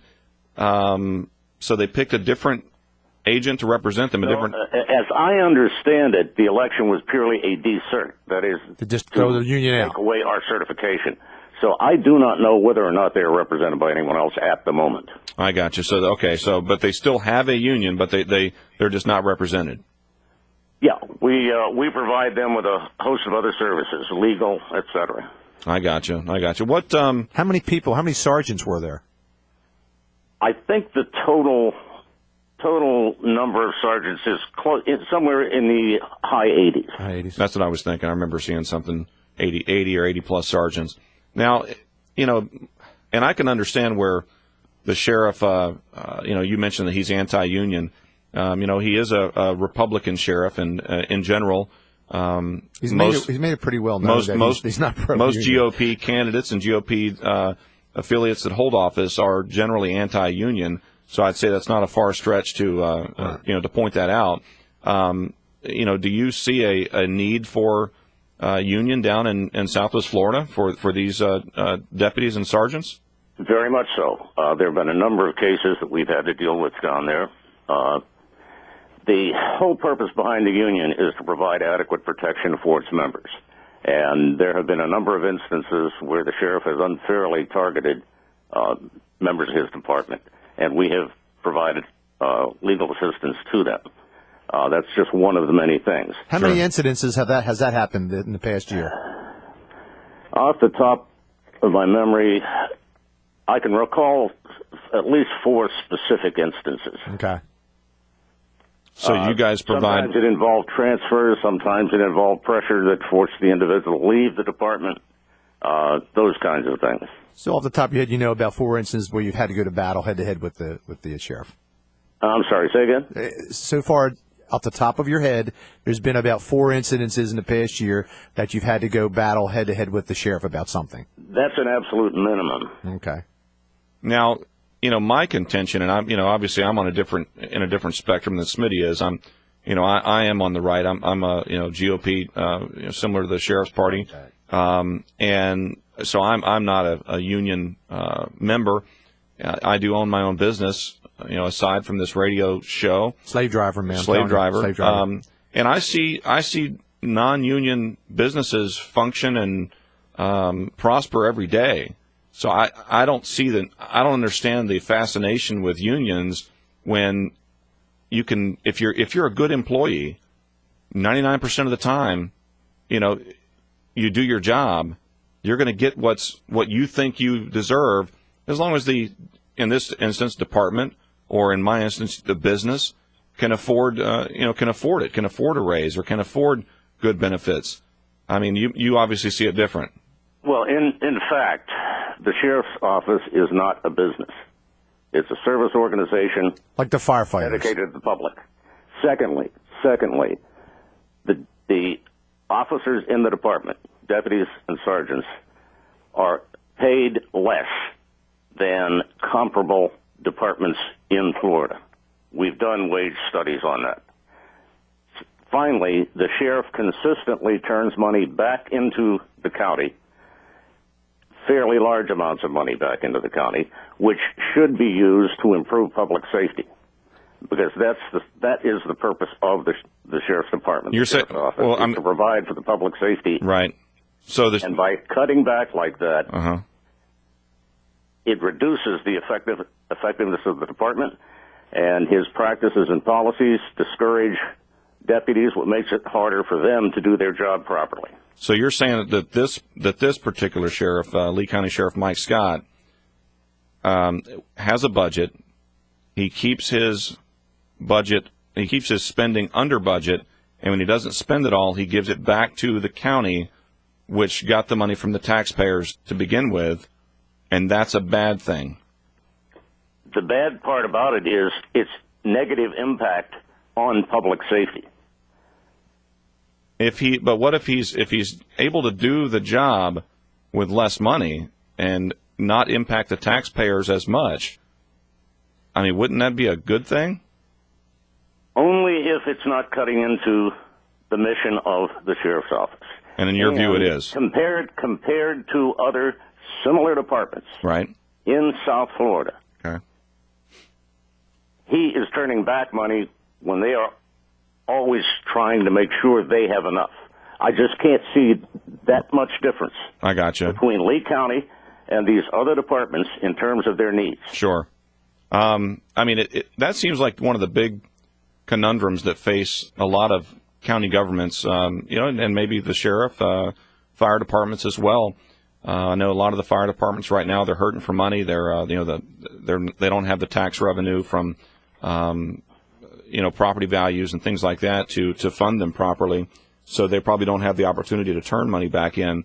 But and I know you mentioned that the sheriff's department is not a business. It is a service organization. But being a taxpayer in Lee County, I personally can appreciate a sheriff or a manager, CEO, for lack of a better term, of a service organization, not spending every dime that he's given if he doesn't have to. Now, I know that... But he does have it for raises, though. Well, that's the point. Well, I realize that there's deputies that may not have had raises for a while, and I know the economy has been bad. But, just because you have extra money this year doesn't mean you're going to have it next year. So if you give that raise this year, if you give the officers or the deputies another $1 an hour or whatever the raise could be. How much was the raise? It doesn't mean it was $2,500. $2,500. But it doesn't mean that you can have that money next year. So also, first of all, it's not a raise. Secondly, he did give large bonuses to employees within the sheriff's office. He simply withheld them from the union. The union unions. I gotcha. Well, that is different. I mean, I guess it's not something that I've heard before. Obviously it's interesting. It is. It's interesting. And we're gonna have the sheriff on in a few moments if we're able to get a hold of him. He's traveling today, So, and we'll get his take on it. But if you're out there and you're listening, 277-9600 or 775-9600, if you have some insight and you have a view, or maybe you work for the force, call in and you can remain anonymous. Yeah, and Rich, if if you're able to make a difference, with this situation, what would you like to see happen that would satisfy you as the representative from IUPA? And would also make the sergeants union happy. What would you say to that? Well, I would say that we go back to the bargaining table and bargain in good faith. See, we advocate. Here's something you need to understand about the role of unions as well. When I was still on the job, my chief wanted us to have a union, and it was very simple. He told us up front. First of all, he was absolutely committed to in-service training, which is crucial to effective law enforcement. Gotcha. He told us that if he had to go to the city council asking for training money, and he went in alone, he was outnumbered. If he went into the city council asking for training money, and we were standing there behind him, we'd get it. His point was management labor cooperation drastically improves the efficiency of any organization. I got you. That's what we're looking for. Okay. Well, I can certainly appreciate your take on that. Smitty and I definitely appreciate you coming on the show this morning and explaining a little bit more about this case and bringing it to the public's attention. We're going to see if we can get the sheriff's side of this as well. Absolutely. His opinion at least. And Rich, thanks for calling in and stay tuned. Yeah, stay tuned, buddy. We appreciate it, man. You know where to contact us. Yeah, thanks for your service out there. Okay. All right, take care. I've got Sick Rick. We got to go to break, don't we? All right, let's take a break. When we get back, we're going to get the sheriff on the line, and we'll get his side of this story about the sergeants union. If you're on hold, stay on hold. Yeah, well, it may be a long hold. 277-9600, 775-9600. The Ledge Radio Show will be right back. 44 years ago, on January 30th, 1969, it was the last time the world ever saw the Beatles. Wednesday, January 30th, 96 K-Rock is paying tribute to the greatest band to ever walk the earth. Every hour from 10 a.m. to 6 p.m. During Zito and Garrett and Stan and Haney, 96 K-Rock will play 2 Beatles songs. The Beatles! Thanks to Fabritech screen enclosures on 96 K-Rock. Talk that rocks. Securing your family, your business, your property. That's what's important in your world. No matter how big, no matter how small, secure your world with Imperial Fire Alarm and Security today. Imperial Fire Alarm and Security is a local company with hometown service, the way it should be. One call to Imperial will align you with the most effective fire alarm, security, and surveillance systems, as well as state-of-the-art wireless monitoring. If you're a property manager or condo association member, ask about Imperial's wireless monitoring systems to replace costly and unreliable phone lines and save your community thousands. From individual homes to large communities, Imperial Fire Alarm and Security can secure your world. Don't you think it's time to secure your world? Imperial Fire Alarm and Security services Lee, Charlotte, and Collier counties. Learn more at ImperialFireSecurity.com or to schedule your free consultation, call 239-288-6482. Secure your world at ImperialFireSecurity.com. License number EF2000046. Honey, we need to talk. Oh, what's wrong now? Well, you tried to fix the roof last week, and now our AC is broken again. What are you talking about? I fixed that AC a few weeks ago. Yeah, that's what I wanted to talk to you about. Fixing stuff is not your expertise. That's why I called Western Reserve Roofing and AC. Their skilled techs can fix the problem or give us a written estimate for repair. Western Reserve services all of Southwest Florida. In Florida, nothing takes more of a beating than your roof and AC system. Western Reserve offers sales, service, and installation for commercial and residential projects. Don't wait till it's too late. Call Western Reserve now at 239-687-6084. 239-687-6084. They guarantee all their work at the best price possible. Hey, honey, what is my expertise? Well, we'll talk.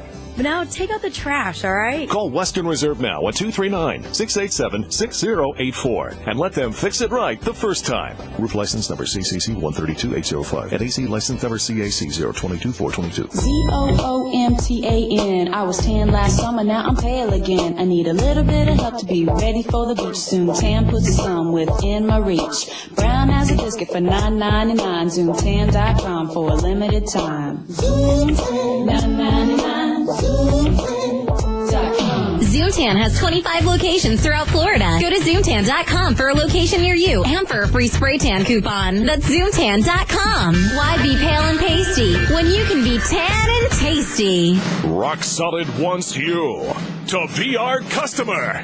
Rock Solid Countertops and More features the widest selection of granite and marble with superior service and really big discounts. Complete granite kitchens from $9.99 installed. Bring us your best offer and we will beat it. Rock Solid's new granite gallery carries over 1,500 slabs and everything must go, go, go! Plus, for a limited time, Rock Solid will give you up to $500 for your existing countertop, no matter what the condition. That's crazy! And Rock Solid is still giving away a free countertop every month. Come in and register to win, just like Marie Johnston. I'm really thrilled and flabbergasted. And Luigi Pontorelli. Great, wonderful. At Naples' new Granite Gallery, featuring near wholesale prices. Off Airport Building on JNC Boulevard in Naples. When coming to see us, look for the Superman sign guy. Call 596-7676 or visit HugeGraniteSale.com. Rock Solid Countertops and More. It's really big.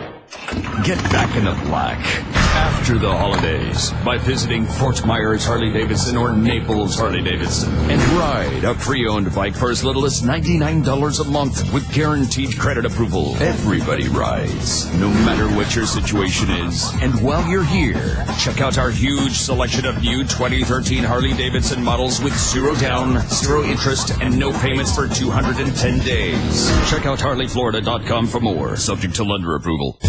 Victory Lane Chevy has finally completed our remodeling project. And all modesty aside, we look great after 9 long months of.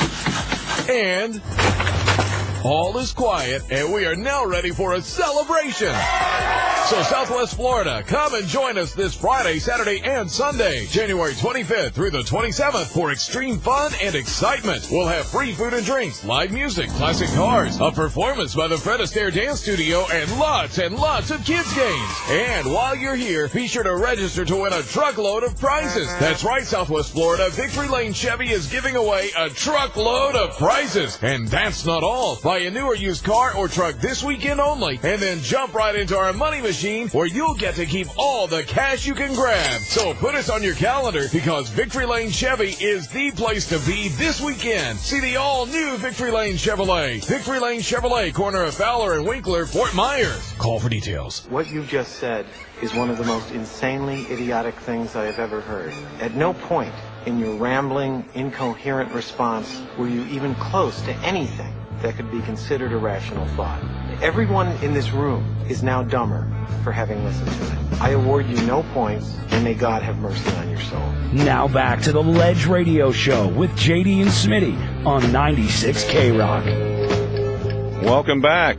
239-277-9600 or 775-9600. You can email us at JD or Smitty at theledgeradioshow.com. You can check out our live stream at theledgeradioshow.com. And Smitty, before we went to break, we were talking with Rich Roberts, the PIO for the International Union Police Association. AFL-CIO. Yeah, AFL-CIO, regarding a case that was against the Lee County Sheriff Mike Scott. And he gave his side of it. Now we've got Lee County Sheriff Mike Scott. Yes, sir. I think he's on line one. Sheriff, are you there? Yes, I am. Good morning. All right. Well, thanks for being with us. I don't know if you had a chance to listen to the previous caller from the IUPA, but, we'd like to... Did you get a chance to hear it, Sheriff? I did, and I'd also like to say, previous to the previous caller, Vince Cummings, I thought, did a fantastic job articulating his different positions. He's a chaplain with the Sheriff's Office, and so obviously I know him well through this service at the Sheriff's Office. But I heard both of your guests prior, and I appreciate the opportunity now to weigh in, so to speak. Sure. It sounds like you're an avid listener of the Ledge Radio Show. Yeah, you guys are right. Well, I listen to K-Rock all the time. I'm a Zito and Garrett guy and the whole deal. So Who are they guys? Who are they? Who are those guys? Yeah, No. good job. No, well, that's cool, man. We appreciate you tuning in this morning.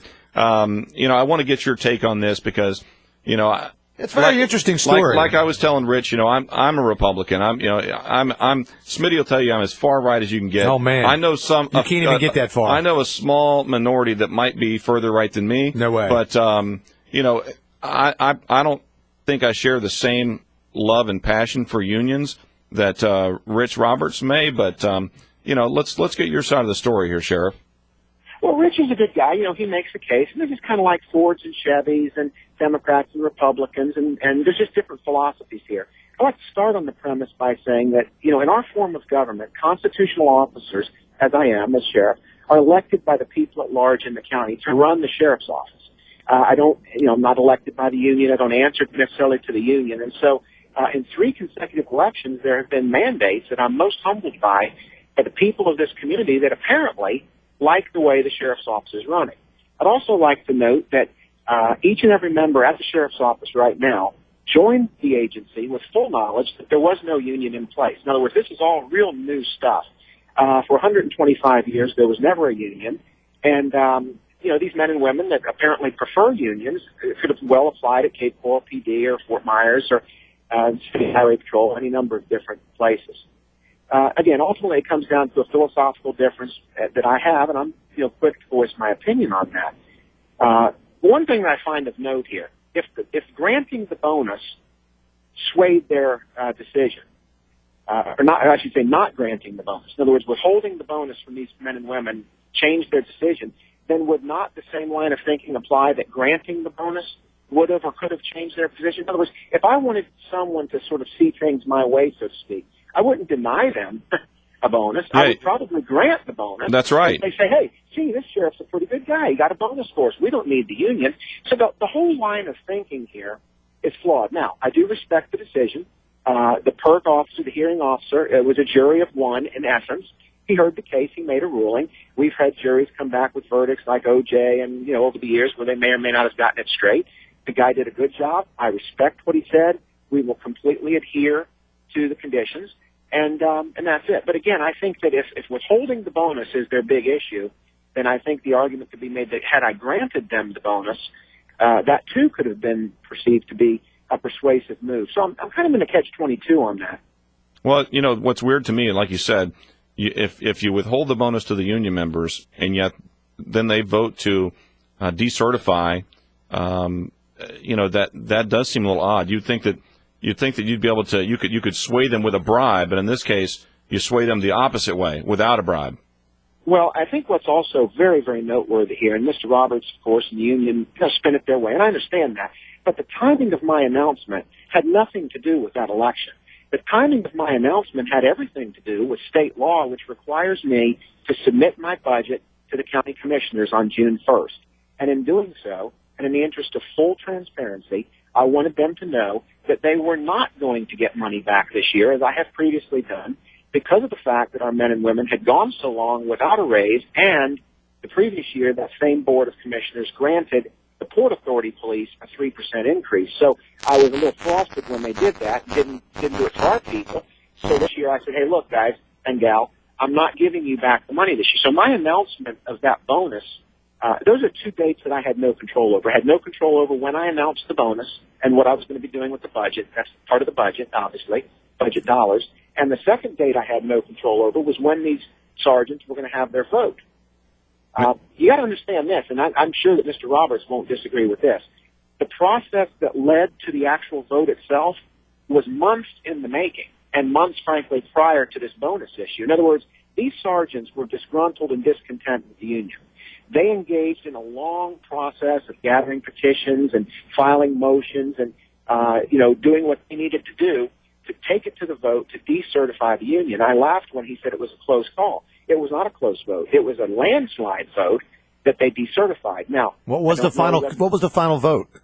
75-25. That's a whole third. Yeah. Exactly. It was a landslide vote. So how they vote the next time, I don't know. I'm not in the business of predicting that.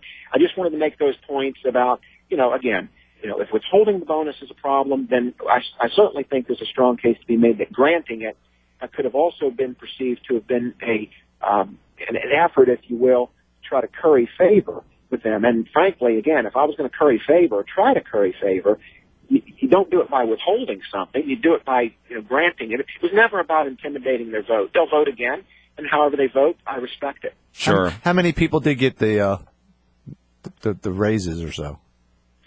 We had about 900 or so in the sheriff's office. It was a bonus, a one-time bonus. Okay. So it wasn't a recurring cost. And this year we're going to be working again aggressively to try to do something for the men and women of the sheriff's office if we can. But at the same time, we're working. I'm not sitting. This guy's sitting in an office up in Sarasota. I'm on the ground here in Lee County 24/7. When our deputy stepped in a hole yesterday morning on a canine track and broke his leg, I was there. Okay, I'm not sitting in some office somewhere trying to tell somebody else how to run their sheriff's office, nor am I going to stand for them telling me how to run it. I would agree. That's just not how it works. Union membership across this country is spiraling downhill in amazing fashion, like a feather from a seagull. And the reality of it is that whether we look at the Wisconsin model where they tried to recall the governor and the unions were just thumping and thugging and doing what they do. It's people are getting tired of it. I speak out against it and in opposition of it. Well, I'm with you on that, Sheriff. I mean, I think that it's something that Smitty and we argue about all the time. And I just say unions are different all around. I know everybody lumps them together. Everybody will lump the firefighters with the police, and then the IBEW with the electricians local. There's a lot of different unions out there, and it's just there are a lot of different unions, but it seems to me that the main theme is the same. Let's take their dues. Let's put all that money together. Let's support the Democrat Party because this particular union, the IUPA, it's part of the AFL-CIO. They were again one of the biggest supporters of Barack Obama's reelection. Well, that's one thing I told our guys. I told them, I said, guys and gals, you're complaining about money, and yet you're going to give your money again to a guy that's sitting in an office in Sarasota, who in turn is giving it to. Now, I don't know their politics on the national level, but I could, some of these issues, like most recently the gun control stuff, I can tell you that most cops are not for that. So, do they really want their money to be given, to political purposes? I don't know. Right. Here's the deal. It creates division. It creates confusion. I have people every day begging for work at the sheriff's office. It's a wonderful place to work. Our benefits are far superior to any of our counterparts. That's a point Roberts can't deny. 100% medical coverage for the member and dependents. Yeah, that's dental, awesome. Vision, and our salaries are comparable. So, again, they didn't have to apply at the sheriff's office. If they were so pro-union, then perhaps they should have applied these select few.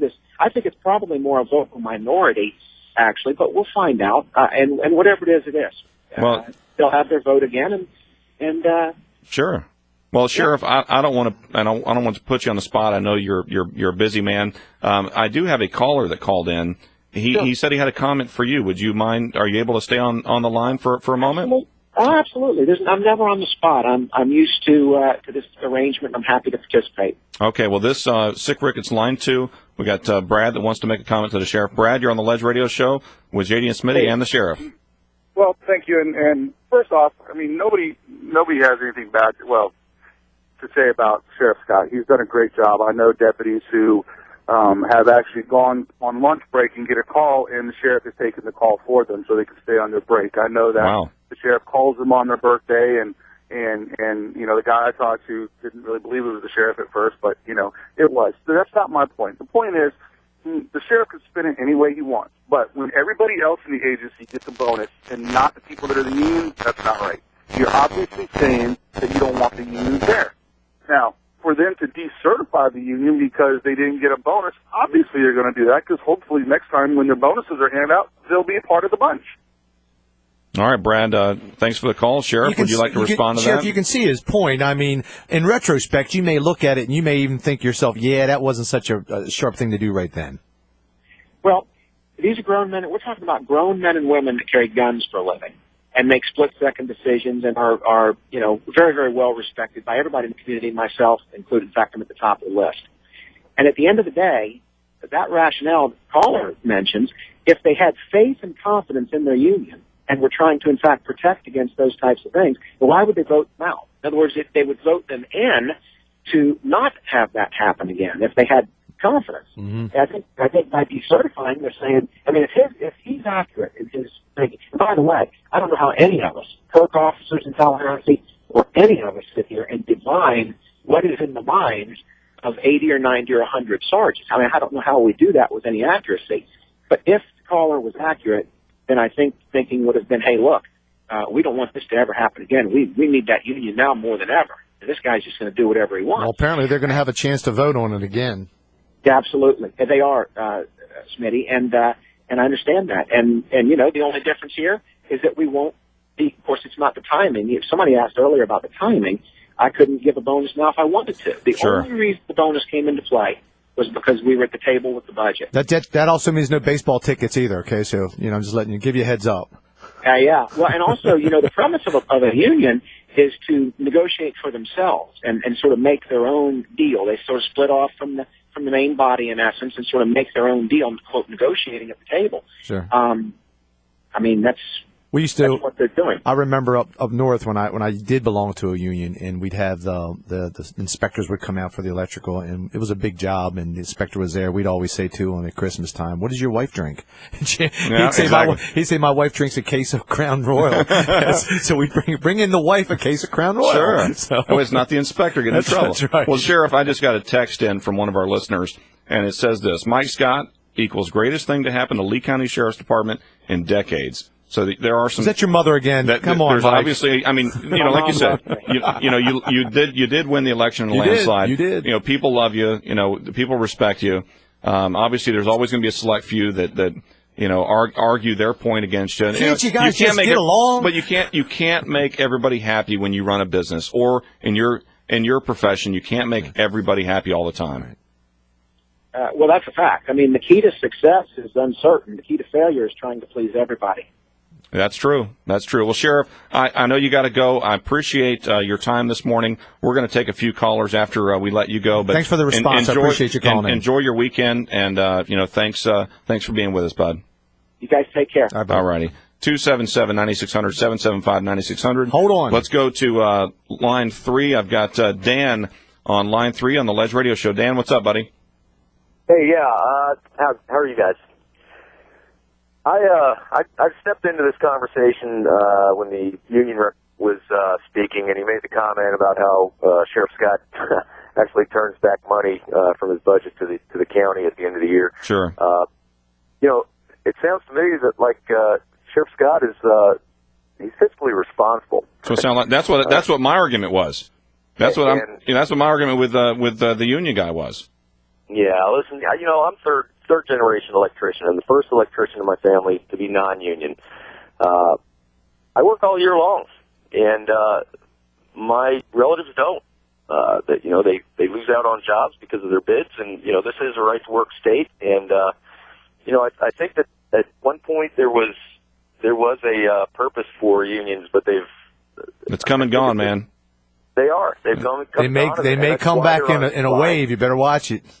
Yeah, that's Smitty. Yeah, well, you know, when you're making $8 an hour and you know you got Yokohama Electric across the street and you got some Chinese guy doing your job, then you're going to say, "Whoa, what happened? I used to make 15, 20, 25, $30 an hour. Now I'm making $8 an hour." So you'll see. That's Smitty's argument. You'll see where it happens, where it goes. That's Smitty's argument. You know, down here in Southwest Florida, you know, you have a ton of non-union shops. The next big city is Cuba. You have a ton of non-union shops in Southwest Florida.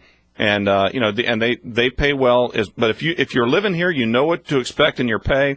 If you're a good technician or a good electrician, you're going to make decent money. If you don't like the money here and you want to move to New York, where you can join a union and pay 60% of your paycheck, Minnesota, and you want to pay 60% of your paycheck, you know, towards taxes and join a union, go ahead. You know, be my guest. So absolutely, like I said, I work all year long. Yeah, man. You know, a lot of my relatives do not. Yep. Because of that very reason. Well, you know, I think, like I said, unions have overstayed their welcome in this country. They're bleeding us dry. All right, Dan. Hey, buddy, we got to let you go. We're coming up on a hard break, man. I appreciate the call. Thanks for tuning in to the Ledge Radio Show. 277-9600, 775-9600. We'll be back right after these few commercial breaks. Zito and Gary. Zito, Garrett, Kay, I love you guys. Oh, we love you. We love you back, baby. That's why we're doing this, because we love you.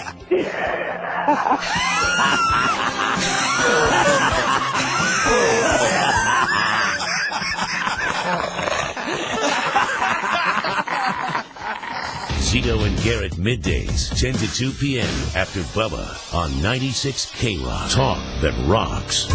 Securing your family, your business, your property. That's what's important in your world. No matter how big, no matter how small. Secure your world with Imperial Fire Alarm and Security today. Imperial Fire Alarm and Security is a local company with hometown service, the way it should be. One call to Imperial will align you with the most effective fire alarm security and surveillance systems, as well as state-of-the-art wireless monitoring. If you're a property manager or condo association member, ask about Imperial's wireless monitoring systems to replace costly and unreliable phone lines and save your community thousands. From individual homes to large communities, Imperial Fire Alarm and Security can secure your world. Don't you think it's time to secure your world? Imperial Fire Alarm and Security services Lee, Charlotte, and Collier counties.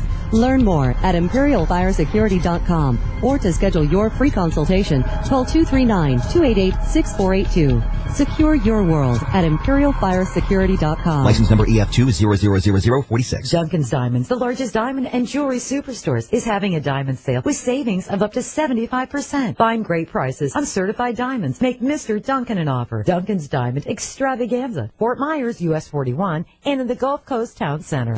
The House of Flats. Lowest prices on new and like-new tires. The House of Flats. The largest selection of used tires and original equipment tires. The House of Flats. Big savings on tires with up to 80% of wearable tread. Got a flat? Don't buy till you try. The House of Flats. Just south of Pine Ridge on Collier Boulevard in Naples. Tires for less, much less. The House of Flats. Also offering brakes, alignments, and oil changes. Call and compare our prices. 353-0600. The House of Flats. The nicest used cars anywhere in the country are right here in Naples. And they're all on NaplesUsedCars.com. Hundreds of extra clean, low-mileage used cars at a fraction of their original prices. All makes, all models. And right now it's our New Year clearance event with over 600 vehicles in stock. We're having a clearance event this weekend only. Imports and domestics like Dodge, Honda, Chevrolet, Subaru, and Toyotas all start under $5,000. Under $5,000. Luxury vehicles including Mercedes, BMW, Infiniti, Lexus, and Lincoln are on clearance starting under $10,000. Mercedes under $10,000 this weekend only during the New Year clearance event at NaplesUsedCars.com. Browse at your own pace 24 hours a day. Get your trade value, your interest rate, your down payment, your monthly payment. Even fill out your credit app online. Plus, we'll buy your car even if you don't buy one of ours. Visit NaplesUsedCars.com. That's NaplesUsedCars.com. Plus tax, tag, and title fees, sponsored by Germain. It's been said that one bad apple can spoil the whole bunch.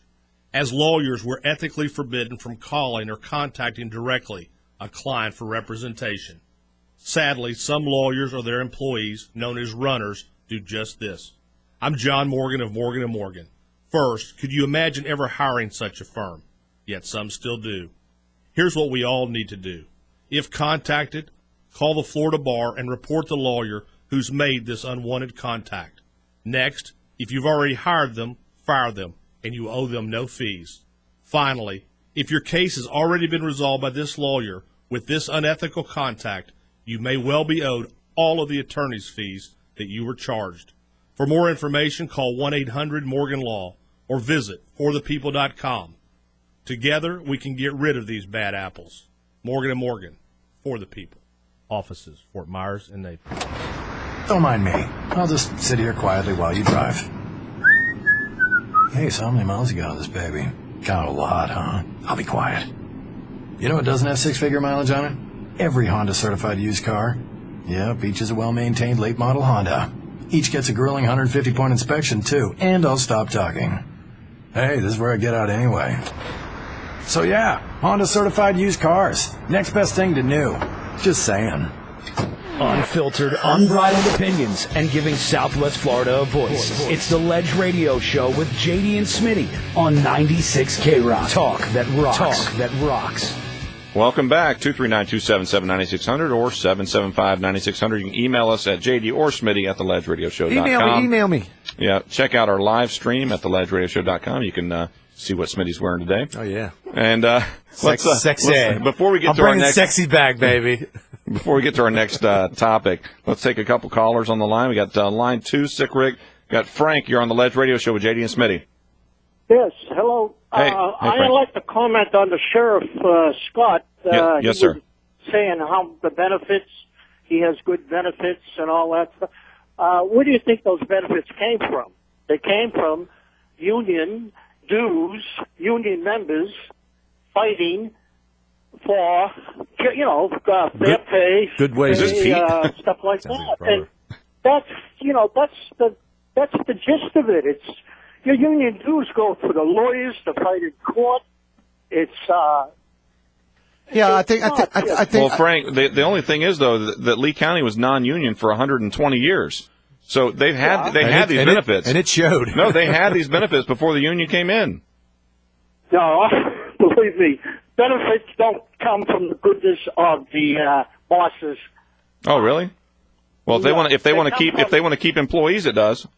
That comes from legislation. Laws. Yeah. Paying union due, it does. Right. You need good benefits through laws. 40-hour week. Yeah. And, the worst union in the world is better than no union. Really? And all these non-union people, they go to a union shop. It's like you paying for a dinner and somebody walks in and sits down and starts eating, without chipping in. I got you. God forbid people get to work and not have to pay to work there. Holy cow. What a concept. It's not fair. It's just... You're right. Yeah, they should have to pay to work there. No, absolutely. All those conditions were fought for and paid for by union dues. 40-hour week, sick pay, time and a half. And now we have the National Labor Board. We've got child labor laws. We got OSHA. We got every other department now that does what the union used to do. We don't need the union anymore. There's laws on the books to protect the workers. Those laws won't protect the workers. You're kidding me. I've worked in non-union shops before. And I know guys that join the church as a boss just to brown nose them. Uh-huh. You know what I mean? Sure. You got to have. You can't do it by yourself. Oh, I got you. Well, I guess I'll just close up my shop then, close up my business because it's not successful because I'm not union. Well, you're probably using union benefits, whether you know it or not. I'm using my own benefits. My company pays for it. Well, the standards were set by the unions. Okay. And endorsed by the courts, and all that costs money. That's true. That does cost money. That's union dues. All right, Frank. Thanks for the call, buddy. Appreciate you listening. Okay. All right, let's pick up line 1. If we've got Bob still on hold. Bob, you're on the Ledge Radio Show with JD and Smitty. Yeah, the sheriff, compared to the other sheriffs in the past, for this man to have a lower crime rate and at the same time be able to give money back to the taxpayer who elected him. Yep. It's his choice if he wants to hand out a bonus or not. Several years he turned that money back in. This time he decided to hand it out. I'm sorry if the union people feel they got a lump of coal in their stockings. Yep. But from my standpoint, let's look at the sheriff as an elected official, and when you work for him, he's in charge. What would happen if our military had a union and they didn't agree with something Obama said? Right. He's the commander-in-chief. He's the sheriff. And unions, you got to look at, they're just a lobbyist organization, just like many other lobbyist organizations that most people loathe. Like the NRA? Political power. God, we got to keep the auto worker union happy and the steel worker union happy. And the dock workers. It shouldn't be in a place where they're working for the public, such as a fire department or the sheriff's department, because then you have a union, What do you want to do, man? What do you want to do? Sheriff. What do you want to do? You want to hire TSA agents to protect your house and pay them $8 an hour and give them no benefits? See how that'll work for you when you need a real cop to show up. You'll be crying the blues. You'll be going, how come he shot my dog? It's because he's an $8 an hour nut. Right. I mean, a man that the risk to be in the law enforcement or the fire department, and those people that choose that risk do it because of a passion for it, not because they can't do anything else. Some of them of the union, and if they wanted to make more money, then see how much are you getting from your union dues, like this gentleman talking before. He gets representation. Making a little more money means he gets representation. He gets legal representation is what he gets. But if you're a good employee, you don't need that. A government agency, and the agency that you're working for they will hire the legal representation for you to represent you in a case evolving from. You better go look at your history. Their legal representation is based upon fighting the person that I'm working for. You better go look at the history of labor laws. Hey, Bob, I'm on your side, buddy, and this is all I got to say about it. And I received this from another listener. How did the Twinkie workers like the union? How'd that work out for them? Yeah. Let me tell you how that worked out for them. They were employed for over 100 years. They worked there. Back in 2002, when they were in bankruptcy, everybody had a chance to do something for those guys. But the people that owned it, they didn't want to survive. They didn't want to do it. They made their money for 200 years. They didn't want to pay anybody any more money. They didn't want to work with the union. So what they did, they folded up. They took their wealth and they're going to sell it off at 75 cents on the dollar and still make money. So they win-win all the time. All right. Hey, Bob, thanks for the call, buddy. Thanks for listening, man. All right, let's go to line 2. We got Dave on line 2. Dave passing through Middle Florida, caught the show for the first time, wants to comment. What's up, Dave? Dave, what's up, buddy? Hey, how's it going? Good, man. What can we do for you?